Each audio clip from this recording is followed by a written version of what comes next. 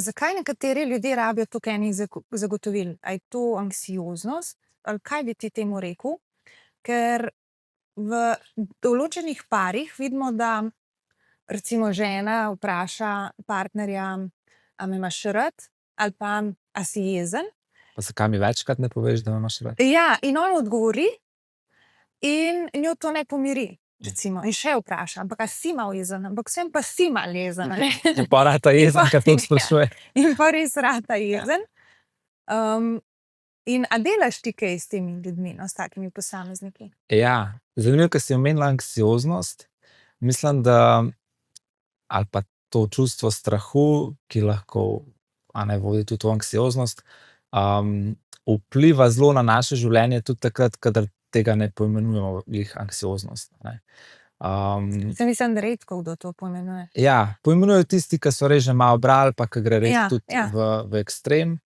In tudi pridejo potem na terapijo s tem, prav s to željo, jaz sem anksiozen, bi rad tle napredoval. Ja, drugače glede teh vprašanj pa potrditve, bi rekel, da je pa tako, da dostikrat dve stvari so, ne. Lahko, da žena v resnici čuti še kaj drugega, ne. Da je mogoče mož jo res zanemarja, pa je res mislim nekje drugje, pa je v bistvu samo z nekimi besedami jo hoče pomiriti, potem pa se v dejanjih to ne odraža. In tukaj ne gre za anksioznost lahko, ne, ampak gre lahko za en pravilen občutek neke ženske. Mislim, da je on v bistvu ga ni tukaj, a ne. Se pravi, da te v bistvu odnos ne pomiri. Da te odnos ne pomiri, da te v resnici ne pomiri. Se pravi, da vidiš, da besede ne ustrezajo temu, kar se v sedanjosti dogaja, a ne. Včasih pa, ko se na terapiji o tem pogovarjamo, pa vidimo, da v sedanjosti vse štima, a ne. Da se drugi partner v resnici trudi, ne vem, gospej pokazati, da je zvest, da se trudi za družino, za njo, da jo ima v mislih, a ne. Da se spomni na obletnico, ne, če že tako rečemo. In recimo tudi obratno, ne, se to nisem na spol, ne.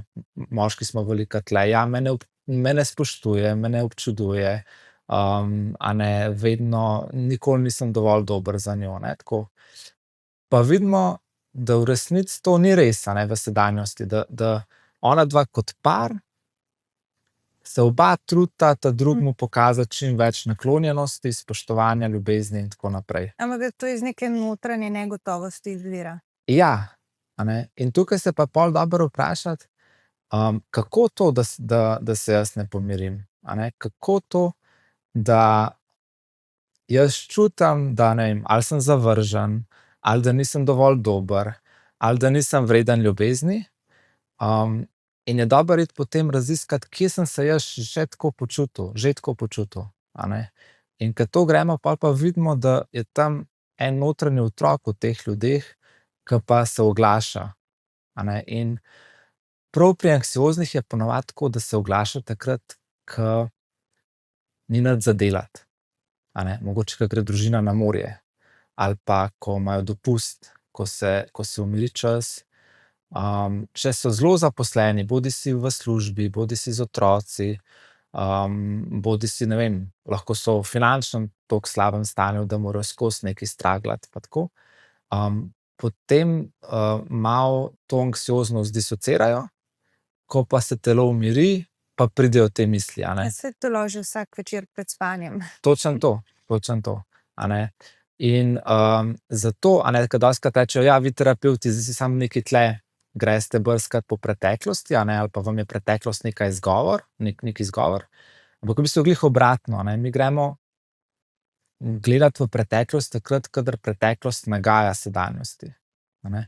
In ti ljudje se ne pomirijo zato, ker takrat, ko so v neki stiski, ali pa ko je neki trigger, a ne, se živčni sistem dejansko, jaz rečem, ugrabi ta notranji otrok, a ne. In mi doživljamo tako, kot bi bili takrat, ne vem, ko je neki 10-letnik ni bil nekje potolažen, je bil se je čutil zavrženega, se je čutil spregledanega, se je počutil ne dovolj dobrega, se je počutil nemočnega, da bi ustregel staršem, a ne. In to se potem pa lahko v nekem odnosu kaže točno na tak način, kakor si ti opisala, a ne. Ja, v bistvu ta notranji občutek nevrednosti, a sem sploh dosti dober, da bi me imel lahko nekdo zares rad. Pa saj ta anksioznost sploh ne gre samo na to, a me ima nekdo rad, ampak anksioznost v bistvu lahko prenesemo čisto na karkoli, katerokoli področje, a ne. A me bojo v službi odpustili, a bom dan še dosti dobro tam naredil, a sem kaj pozabil, pozabila. Ali pa finančna stiska je tudi globalno, ne, tako, kako bo Absolutno, vojna, vojna. politika, ne, tako, Ja. povsod smo lahko anksiozni. Zdaj, kako to anksioznost umirjati, a ne? Zdaj, če smo v partnerstvu, se mi zdi, velikokrat to težo prenesemo na drugega, a ne, oziroma pričakujemo od partnerja, da nam bo dal to zagotovilo, ki ga v resnici v nas noter ni, a ne. In to krivično. Ja, za koga? A ne, za oba. Ja. Mislim, ker živeti s temi strahovi ali pa s tem nemirom, ne, saj anksioznost, ja, v ozadju je strah, a ne, ampak ne vem, koliko odraslih zna to poimenovati kot strah, a ne, ampak je kot neka splošna napetost, nek nemir in te nič ne umiri. Ja, zdaj sem se spomnil, da v bistvu verjetno veliko ljudi, ki tole posluša, se ne bo čisto povezalo, jaz sem pa anksiozen. Ampak recimo z pojmom prokrastinacija ali pa odlašanja, ne, se pa lahko marsikdo poistoveti, ne, bo rekel, ja, jaz pa nisem dovolj učinkovit, prepozno se lotim stvari, zadnji trenutek delam, a ne. In to se gre za tako imenovano odlašanje oziroma pač, zdaj smo kar iz angleščine se naučili to prokrastinacijo, ne. In jaz sem zase res dolgo časa mislil, da sem len. Ampak kako izgleda len človek? Recimo, da ima za napisati seminarsko nalogo, ne. In ne vem, 1. maja reče profesorica, do konca maja je treba napisati seminarsko nalogo, tako pa tako.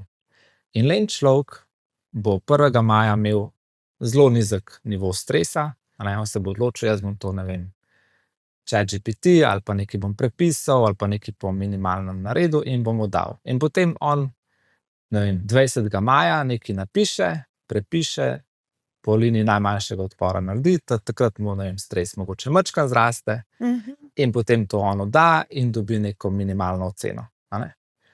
Nekdo, ki pa prokrastinira, a ne, ima pa 1. maja je on že vznemirjen, a ne, in bo rekel, zdaj, tokrat bom pa jaz res redno delal, bom preštudiral, res bom naredil dobro seminarsko nalogo, ne. In si naredi že načrt, ne, kako bo on, ne vem, 5. maja začel, pa bo, ne vem, do 15. gradivo, pa tako naprej, a ne, vse si bo lepo izračunal. In potem v bistvu bo toliko živčen, da se znotraj sebe ne bo mogel umiriti, toliko umiriti, da bi začel delati to, kar želi delati. In bo šel na YouTube in bo razne priboljške si tako poiskal ali pa zasvojenosti, a ne, vse na tem dopaminu, a ne. In njegov nivo stresa bo čez cel maj bo zelo visok, a ne. In potem bo on, ne vem, recimo, da seminarska naloga zahteva, ne vem, 4 ure dela, bo on zadnje 2 ure zadnjega dni, a ne, vse tisto, kar bi lahko v 4 urah naredil, bo on sfiniširal v 2 urah, a ne, takrat bo itak nivo stresa zelo visok, a ne, in bo to naredil. Mislim, da anksioznost ni toliko problem misli, kakor je problem odnosa. A mi imamo nek odnos, ki me lahko umiri, sploh, če gledam iz otroštva ven, a ne. A imamo mi ob sebi ene odrasle starše, ki zmorejo prepoznati, ali pa ki mi tudi zmoremo se k njim zateči, iti v neko varno bazo in povedati, ali pa včasih tudi ne povedati, ne, so odvisno od starosti otroka, ampak če imamo mi to izkušnjo znotraj sebe, da nas nekdo umiri, potem znamo napetost pride in tudi mine, tudi nekdo umiri, a ne. Če pa ne, je pa ta napetost rata toliko naporna in nikamor je ne moremo nesti in noben nas ne umiri, da začnemo na en način ali ruminirati ali nekje iskati neko varnost, zaradi tega, da lahko preživimo, ne, ker konstantno biti v taki vzburjenosti je naporno. v mislih imam enega klienta, no, mislim, pa saj je značilno pri zavrženostih, da če so, bom probala, no, da preveč ne izpostavim tega klienta, ampak nekako posplošiti, če moraš sam vse stiske urejati, če si že zelo zgodaj samozadosten, pol rataš zelo začneš kontrolirati svoje vedenje in vse zunanje stvari in te zunanji svet umirja na način, da je predvidljiv. Da je čim bolj predvidljiv. In v sekundi, ko se nekaj premakne, spremeni, ko gre en detajl malo narobe, se noter poviša spet ta napetost in jo začneš umirjati. Recimo, da partner pride iz službe domov in ima malo drugačen izraz na obrazu, kot ga ima ponavadi. In ta malo drugačen izraz, mogoče se ga partner niti ne zaveda, ampak v meni noter sproži spet cel kup nekega nemira, kaj zdaj to pomeni, ker nimam kam pripet. In jaz poznam scenarij, ko je partner recimo nasmejan, vesel, to je nekaj, kar me umirja. Če je partner z drugačnim izrazom, moram spet začeti iskati, kaj to pomeni, kaj je šlo narobe, a sem jaz kriva, a sem jaz nekaj naredila, ne vem še, kje vsi strahovi se odprejo. In zdaj ponavadi, ko začnemo prepoznavati, saj to je tudi en proces terapije, se mi zdi, da začne klient sam znotraj sebe prepoznavati to anksioznost, to napetost in jo tudi postopoma umirja. In da jo ne umirja sam s tem, da pritiska na partnerja. Lahko pove, zdajle si mi je spet odprl en film, ali pa spet so se znotraj mene začeli odvijati vsi dvomi, ali pa vsi scenariji, kaj je možno. Ampak je to moje. Ampak je to moje, ja, hvala. Se pravi, se ti zdi, da je to tudi posledica, tako čisto anksioznost, enega temeljnega zaupanja vase? Ali bi mogoče rekla, ker jaz malo tako rečem, zaupanja vase, pa tudi zaupanje, da je svet načeloma dober. Oziroma, da je življenje v tem svetu večinoma lepo. Se pravi, se mi zdi, da ti ljudje, ki so zelo anksiozni, nimajo tega zaupanja, zato tudi tako težko prenašajo spremembe, da če bom jaz prišel z neko pozitivnostjo ven, ne bodo vsi ljudje dobri do mene, ampak če se bom jaz nasmejal, večinoma bom dobil tudi nasmeh nazaj. Če bom jaz dober do ljudi, večina ljudi mi bo to vračalo. Tako, da v bistvu je tle, da se da nekaj lepega narediti kljub spremembam v življenju. Tega verjetno ni. Veš kako, mislim, ta zaupanje, če imamo zaupanje znotraj sebe, potem imamo tudi zaupanje, da bomo v svetu, ki je nepredvidljiv in v katerem se lahko zgodi tudi kaj groznega, napornega, ampak imamo toliko zaupanja, da vemo, da se bomo s tem zmogli soočiti in da bomo to približno nekako dobro rešili. Če pa ni tega notranjega zaupanja, pa pomeni, da v bistvu že v otroštvu, ko smo doživljali neke mini frustracije, če ni bilo nekoga ob nas, da bi prepoznal, da smo mi zdaj to frustracijo rešili, ali pa je nekdo ob nas, od začetka nam pomagal, kasneje pa, da smo lahko ene frustracije tudi sami rešili, ampak smo imeli en odnos, ki nam je to tudi ovrednotil, je opazil, nas pohvalil, nam dal neko vrednost v smislu, da to smo zmagali, pol se tudi gradi neko notranje zaupanje. Jaz moram iti čez neke frustracije in me ta svet odrasel, velik, ne more spet toliko prestrašiti, vsaj v večini primerov, da se jaz s tem ne bi zmogla soočiti. To je temeljno. In seveda kontra, če pa tega ni, če smo bili pa v vseh teh frustracijah sami in so te frustracije še nas prestrašile in smo si vsakič rekli, kar šlo je čez, ne vem kako, ampak nekaj mi je ratalo, se pa ne gradi noter samozavest, ki bi se mogla, zmorem, znam, lahko si zaupam, ampak v bistvu ostaja nek dvom. Se ne vem, kako mi je danes to uspelo, ampak nekaj je. Upam, da mi bo jutri tudi. In greš vsak dan znova v strahu čez dan. Tako. In kako to presekati?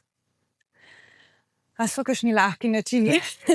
Na terapiji sicer delamo nekaj v tej smeri, da v bistvu prepoznamo sploh, kje so zmanjkali ti ljudje, kje je zmanjkalo te varnosti, te varne baze, pa hkrati to pripovedujejo ob nas, ob terapevtih, ker smo za kliente tudi ena varna baza, a ne, tako da nekako upamo, da ob nas zmorejo prečutiti to, kar je takrat bolelo in je bilo hudo, in si vsaj danes ob nas dati eno vrednost in sebe ugledati v neki boljši luči, v luči tega, kaj vse so dejansko zgradili, naredili. In da tudi z večjo samozavestjo zrejo potem naprej na stvari, ki so še pred njimi. Pa mogoče spet tudi znotraj partnerstva. Eno je se o tem pogovarjati, ne, o teh naših strahovih. Druga pa tudi tam lahko krepimo to zaupanje vase, ne, da ja, pridejo strahovi, pridejo vse te misli, ampak jih lahko tudi obvladujem ali pa jih lahko tudi malo naredim enega razmaka med tem, kaj je bilo, pa kje smo danes. A ti Ja. kaj drugače? Ja. Bi še kaj dodal? Ne tako, ja, meni se zdi pomembno to res ovrednotenje te poti, a ne. Sem tako zdaj v mislih par klientov, ki že dolgo hodijo, in potem tudi, če smo že v preteklosti tako ovrednotili njihov napredek, njihove Ja. korake in tako naprej, ko pride spet, da je stiska prevelika, saj jaz sem skozi na istem mestu, vse mi ne gre, a ne. In pol tako pogledamo in rečem, glejte, vi ste zamenjali službo, vi ste se preselili, vi ste našli tule eno partnerko, a ne, vi ste ta odnos lep zgradili, a ne. Z mamo ste a ne, določene stvari razčistili, a ne, tako. In tako, ja, pa res, a ne, ampak meni je zanimivo, da potem recimo v mojih očeh, a ne, ke par takih stvari povemo, a ne, zdaj bo pa ta naslednji korak, kjer mora spet preseči neko anksioznost, a ne, zdaj pa bo, a ne, ampak še vedno je dostikrat tako težko. Zato tudi recimo, ko pridejo ti klienti na terapijo, dostikrat jaz v bistvu rečem, da je dobro malo imeti realna pričakovanja, oziroma da vedno je v terapiji tako, da ne vemo, kaj pričakovati, zato je tudi ta poklic toliko zanimiv, ampak da nimajo avtomatsko tega pričakovanja, jaz bom šel zdaj na terapijo in v 3 mesecih ali pa v enem letu, kakorkoli že, pa jaz ne bom več anksiozen, če je to res toliko močna anksioznost. Mogoče se bomo mi naučili živeti s tem. To, ja, a ne, da se bolj tako. naučimo s tem živeti. Ja. Ampak kaj bi pa rekel, recimo, kaj je tista neka razlika med tem, a si anksiozen ali pa te sam ta odnos ne pomiri? Ja, Ko včasih res čutimo, a ne, da zdaj nekdo, ki je zelo podvržen krivdi ali pa neki slabi vesti, bo zelo hitro vzel nase, a ne, zdaj jaz bi 10-krat preverila, kaj je njegov telefon, zdaj sem jaz anksiozna, nekaj je z mano narobe in se moram zdaj jaz urediti. Po drugi strani gre pa za to, da je lahko nek realen občutek tam v ozadju, a ne, da se nekaj dogaja pri partnerju pa pri telefonu. Ja. Ja, mogoče je ta razlika med anksioznostjo pa intuicijo, ne, tako malo. Anksioznost se ponavadi pojavi kot neki strah in stiska, ki se ji malo mudi, a ne. Se pravi, jaz moram takoj, recimo, takoj moram preveriti, takoj moram reči, takoj se moram razjeziti, ali pa takoj moram nekaj skenslati, a ne, tako. Ta strah ima, ja, ni dobro delati odločitve na podlagi strahu, a ne. Medtem če pa je en realen občutek, pa pride ponavadi vseeno z neko mirnostjo, a ne. Dobro, zdaj, če imaš občutek, da te mož vara, gotovo nisi tule miren, ampak je, a ne, saj mi se učimo vsakega odnosa tudi na podlagi drugih stvari ali pa drugih odnosov, ki jih imamo, ne. Se pravi, če sem jaz v podobnih situacijah vedno tako, a ne, potem lahko rečemo, okej, to ima nekaj veze z mano, ne. Če pa se meni samo nekje nekaj pojavlja, en slab občutek, pa si lahko rečem, okej, mogoče pa to ni, ali pa dajmo preveriti, ne. Dostikrat tako jaz tako rečem, mi vedno prav čutimo, a ne, če jaz čutim strah, jaz prav čutim. Ampak je pa dobro preveriti. Ja, vedno prav čutimo, si pa pogosto mi občutke narobe interpretiramo, a ne. Se pravi, a je ta strah iz sedanjosti, iz tega odnosa, ali je ta odnos sam prebudil meni en strah, ki sem ga že prej živel, pa nisem bil takrat nikoli potolažen. Ja, meni se zdi to še mogoče pomembno dodati, ker recimo, da si v partnerstvu z nekom, ki ti vsak večer reče, lej, rad te imam, skupaj sva, vse je v redu. In nekdo, ki je bil iz nekega zavrženega otroštva, bo to zelo težko vsebi not sprejel kot neko resnico. Pa čeprav si to želi slišati, a ne, si najbolj na svetu si želiš to slišati, ampak tako težko temu verjameš, da te to ne umiri, tudi če te partner dejansko ima rad. In kar je najbolj kruto tle, je to, da te ljudi bolj umiri nekaj, kar je znanega, kar je domače, se pravi, da bi ta partner enkrat rekel, ne, res nimam te rad, saj to zaboli, ampak hkrati jim je to bolj domače in bi jih noter bolj umirili kot to, da vejo, kot to, da slišijo, kar si želijo slišati. Ker bi dobili potrditev tega kakor blueprinta, ki ga imajo vse. Točno to, ja. Tako, jaz sem vedel, da nisem vreden. Tako, jaz sem vedel, da jaz nisem vreden ljubezni. Se to nikoli eksplicitno tako ne razmišljajo, sam občutek je tak. Se mi pa zdi, da to se tudi v terapijah dogaja, ker tudi klienti dostikrat preverjajo, ali pa tudi naš odnos s terapevtom postavijo tako pod vprašaj, ali pa celo včasih prije kakšno tako vedenje ven, in pol preverjajo, a sem še dosti dober, a sem še lahko tukaj. Včasih zelo direktno, včasih nedirektno, ampak noro, koliko včasih rabimo enih terapij, da lahko dobi oseba toliko enih potrditev, da začne malo verjeti, da se mogoče pa tle res en človek, ki me vidi v malo drugačni luči, ki pa verjame vanj, ki me pa čuti. Ja, in včasih je treba nekaj zafrkniti, da lahko pol imamo izkušnjo, da smo sprejeti tudi, ko nismo popolni. Tako, se pravi, ali klient ali ne plača takoj, ali zamuja, ali se par terapij nikamor ne premakne, zdaj pa bom videl, se nikoli klient tako ne razmišlja, bom videl terapevta, ali bo zdaj še z mano hotel delati, ker sem toliko dolgočasen, da se nikamor ne brcnem.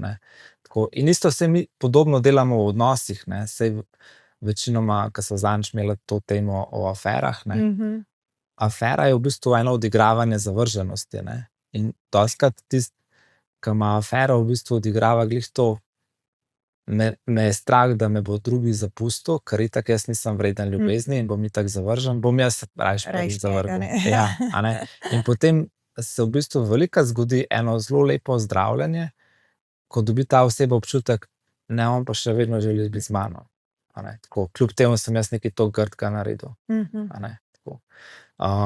Včasih je žalostno tako gledati ljudi, ker prav to, koliko rabijo preizkušati, pa jaz recimo, ko gledam na ljudi ali pa na odnose, malo z distance si rečem, pa kaj moraš to groznega narediti, da ne bi bil več vreden ljubezni, Okej, saj so neke, skrajnosti v smislu nekih umorov, pa to ne bi se tja spuščala, ker so to čisto neke absolutne meje, ampak tako, v življenju nekega povprečnega človeka, pa v čem smo lahko to grozni, tako slabi znotraj sebe, da verjamemo, da nismo vredni ljubezni. Ja, samo če se jaz zdaj spomnim na te moje kliente, tako, recimo to so, recimo ti, ki so res anksiozni zelo, tako, spomnim enega primera, je bil en fant, ko je bil pač majhen fant, je čakal doma mami, ker je bila pač v službi, in je rekel, bom pa jaz pač pomil stanovanje, tako. In je pač pomil po tleh, po parketu, in pač je naredil po otroško in je bilo še malo bolj razmazano. In namesto, da bi dobil neko potrditev, si se pa saj potrudil ful lepo, Je šla še enkrat pomivati. Ma ne, zdrla ga je, Nekaj sem tudi tazga klienta. Ampak tam je šla pa sam brez, da si če enkrat pomit. Kakšna groza. Ja. Ampak tle se je pa prav zavrgla ta iniciativa, Na drugi strani se pa spomnim, ko je en drug klient govoril, da je pač brisal prah, in je razbil eno ful drago vazo, ki je pač brisal prah, in je oče rekel, kdor dela, tudi greši. a ne, tako valjda, da si pač razbil, ne, če bi na postelji ležal, ne bi razbil, ne, tako. In je to čisto ena druga popotnica, ne. In potem nekdo, ki je ob vsaki iniciativi, a ne, se naučil, najboljše je, da sem jaz pri miru in čakam, a ne, tako. In še posebej, če je to moški, ke se zelo pričakuje od moških ena iniciativa, ne. Koliko je težko pol biti v življenju pogumen, tvegati, začeti nekaj prvi, a ne, zato ker pač se ti naučil, glej, najbolj varno je, da jaz nič ne dam od sebe, a ne, tako. In je res tako grozno in pol je res treba, ja, prepisati, a ne. Dejansko je treba, tvegati veliko bolj pol v odrasli dobi, ne, in dobiti neke nove izkušnje, tudi da se pač nove nevronske povezave vzpostavijo in tako, da dobi en posameznik občutek, tudi če tvegam, tudi če nisem čisto prepričan, kaj bo, pa zaupam, se dobro izide, a ne. In lahko naslednjič spet malo bolj in spet. Je pa dobro biti v stiku, a ne. Tule, recimo jaz dostikrat rečem, ja, pojdite malo iz cone udobja, ampak malo. Ker če je tule naša cona udobja in mi gremo v ekstrem, ne, zdaj bom pa jaz. Se bo spet slabo končala, ne. Ja, ker ne bom v stiku, a ne. Če je mene strah iti, ne vem, tule na Nebotičnik v Ljubljani, ker se bojim višine, zdaj bom pa jaz, ne vem, bungee jumping šel ali pa nekaj, ne, da bom jaz to premagal, a ne. Večinoma to ne deluje, zato ker takrat itak zamrznemo, a ne, in nismo v stiku, da bi mi lahko rekli, jaz sem zdaj premagal in adaptiral to svoj živčni sistem in sem se naučil, da je vse v redu, ne. Ne, jaz sem pač samo šel neko ekstremno stvar narediti, moj živčni sistem se je odklopil, ne, oziroma jaz pač nisem kaj dosti čutil ali pa me je bilo toliko strah, da sem spet kaj sfriznil ali pa tako. In ponavadi pol ti ljudje niso kaj dosti pogumni, ne, tako, večinoma, verjetno tudi kakšna izjema, no, tako. Ja, jaz upam, da sva danes malo, pomirila kakšno anksiozno ženo, pa da sva dala kakšno upanje, da ni vse tako, kaj bi rekla, črno-belo ali pa vse slabo, če je nekdo anksiozen. In da se da veliko, da smo v bistvu vsi malo anksiozni ali pa vsaj občasno, da je to del življenja, da je pa pomembno, če ta anksioznost rata res moteča za nas, za odnose, da vemo, da je tudi, obstaja ena pot, kako to umiriti, kako to malo ublažiti.